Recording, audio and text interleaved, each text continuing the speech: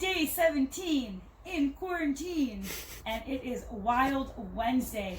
So the series today, we've got 3 parts, A, B, and C, and each part has 4 movements. And each movement belongs to a part of the body that kind of holds its own.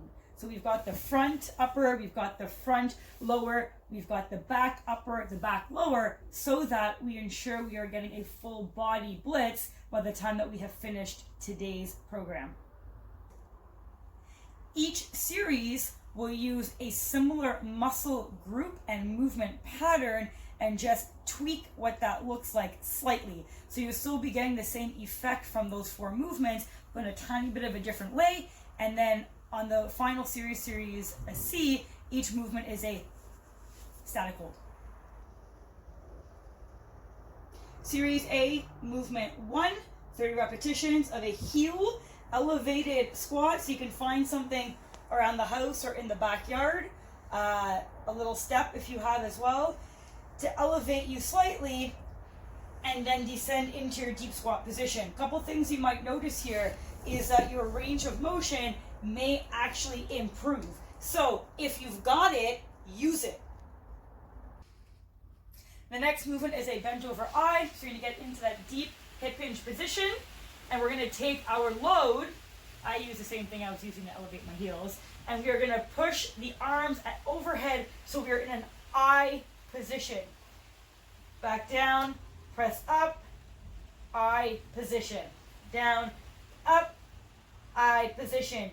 Because we're doing 30 of these, you might even find doing them body weight to actually accumulate over those 30 reps and feel pretty challenging. Next movement in Series A, the third one here, is going to be our dynamic single leg deadlift. So I'm going to put all of my load here on this standing leg. I'm going to tap the floor with my free hand, and I'm going to jump up. Ensuring that that movement is really coming through the hip as opposed to the back. Series A, movement 4, a staggered stand push-up. So we're going to have one arm much higher than the other arm, performing 15 reps here, and then moving over into the opposite position, performing 15 reps. Yes, these can also be executed from the knees or elevated against a wall or a table. Series B, movement 1, playing on that squat pattern, regular stand squat, whatever your normal stand is, performing 20 repetitions with purpose. Bent over Y, so we're going to go into that same hip hinge position, and this time, instead of going straight ahead like an I, we're going to go out into a Y position. Out into a Y position for 20 repetitions. Taking out the dynamic portion in the single leg deadlift on this round and going into that hinge, back up.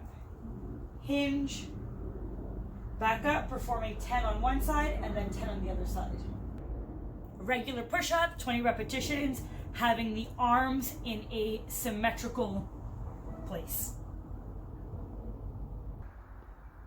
Moving on to Series C, so this is where all of the isometric movements are going to come into play, the moves we're not actually moving. First one, as you could probably guess, is your squat pattern, descending deep into your squat pattern and really trying to get as much out of this movement as you can, imagining that you're pushing your thighs out to the side, squeezing your hands, making a fist, getting a lot through the upper body, and not uncommon to actually shake when you're doing this. Isometric I position, back into that deep hip hinge, extending the arms up overhead, thinking about squeezing the heck out of your upper back and shoulder muscles, and holding this for a max effort 10 seconds. Getting into the extended position here of our single leg hip deadlift, and we're going to hold for 10 seconds, trying to get as much out of what you can through this part of the body. descending into the bottom of your push-up position and holding for 10 seconds.